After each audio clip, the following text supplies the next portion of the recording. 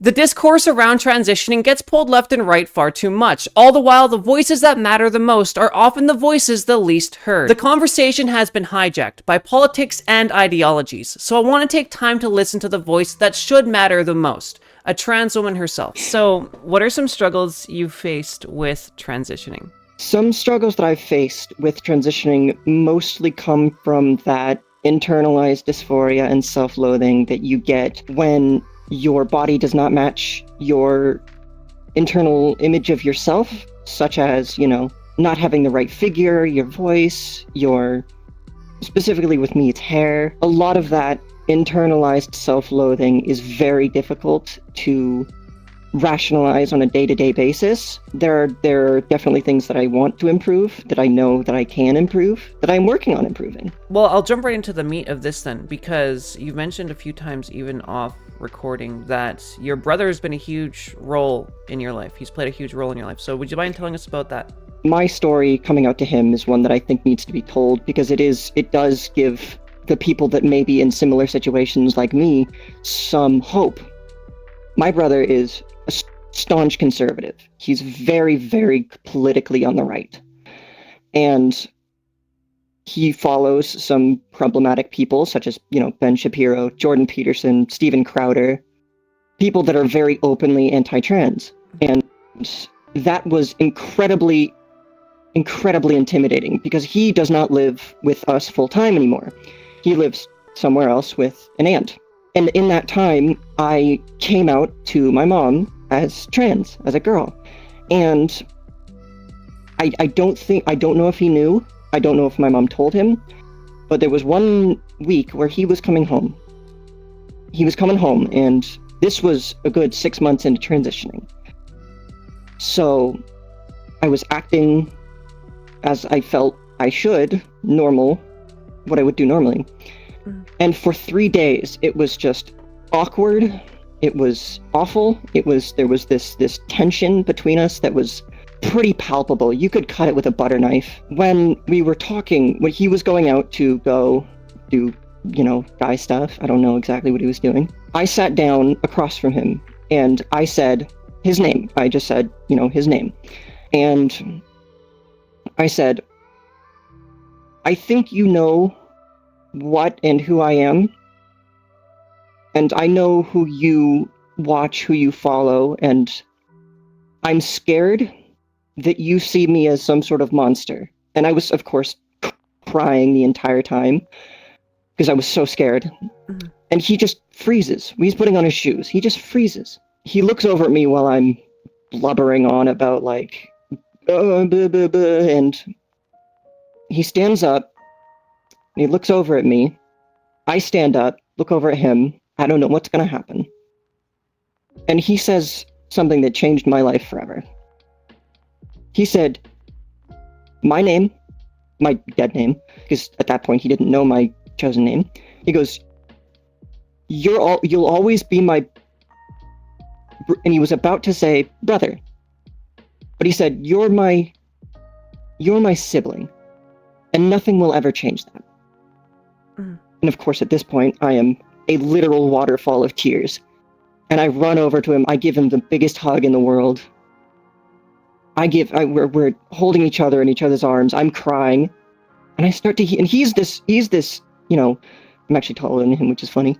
But he is this mountain biking, ski resort, big full beard, hair, Viking looking guy. And he starts crying. I've never seen him cry before. We're just holding each other in each other's arms, and he's crying. I've never seen him cry before. And we just sit there for probably 2 or 3 minutes. And I pull back and I go, I don't think I've ever seen you cry before. And he goes, you still haven't. Safe face. Very cis man stuff. Yes, absolutely. Very shut up. Yeah. But it was at that moment that I realized he's a great brother. He's so supportive, but he does still follow those ideologies. He still follows those people that I find problematic, but I don't blame him for that. I think he just he's a little bit misguided. I still love him immensely. I know he loves me immensely.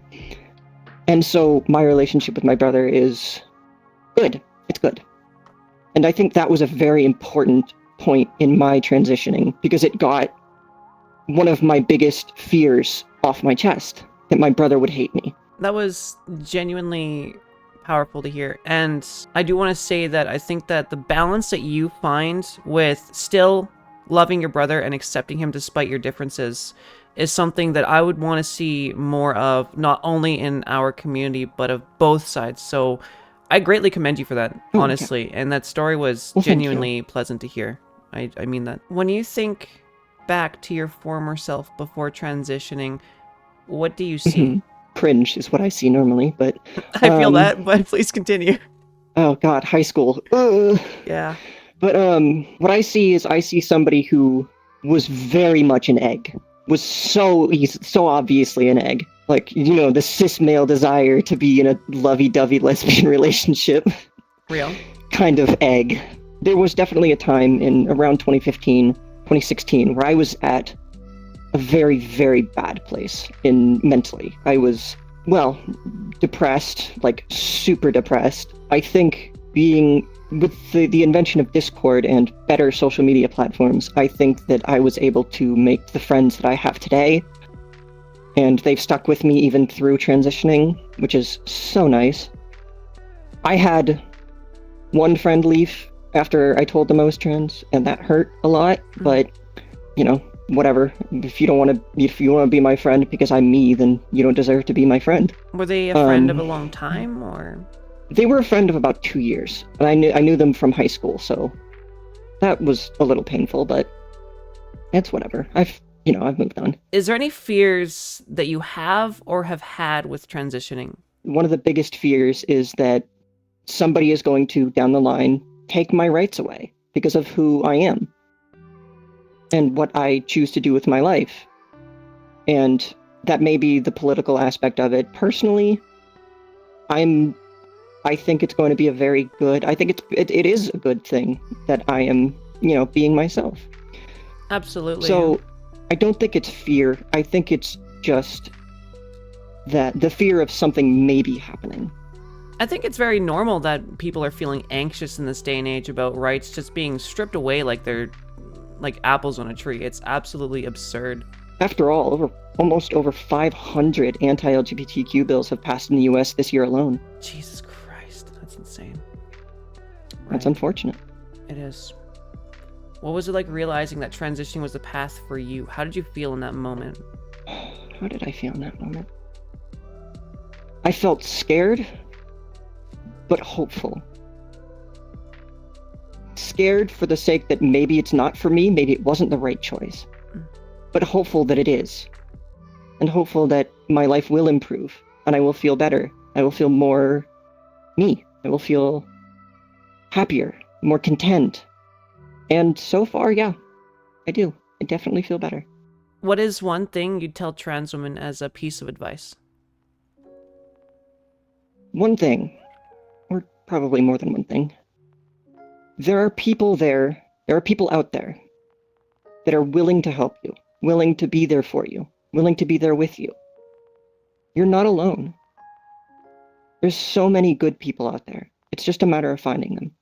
For the people that do feel like they're alone, you just need to look around, and the people that may be closest to you may be the ones that are helping you the most, and you may not just be realizing it. That is about it. Is there anything else you want to include before we close up the video? Can I shout out Trevor Project? Because they do have a lot of resources that are helpful to people that are struggling. Yeah, please do, for sure. Okay. If you find yourself struggling with your mental health, your dysphoria, your anything, please go to trevorproject.com. They have so many resources, so many good resources that will help you get your life together, get yourself to be the best you can be. So please, just take care of yourself. The fact is, transitioning is backed by medical professionals and an overwhelming majority of those who've gone through it. Don't get swept away by the political agendas that tell you what to think. And if you do, don't let it ruin your family. Please like and subscribe if you want to support my content.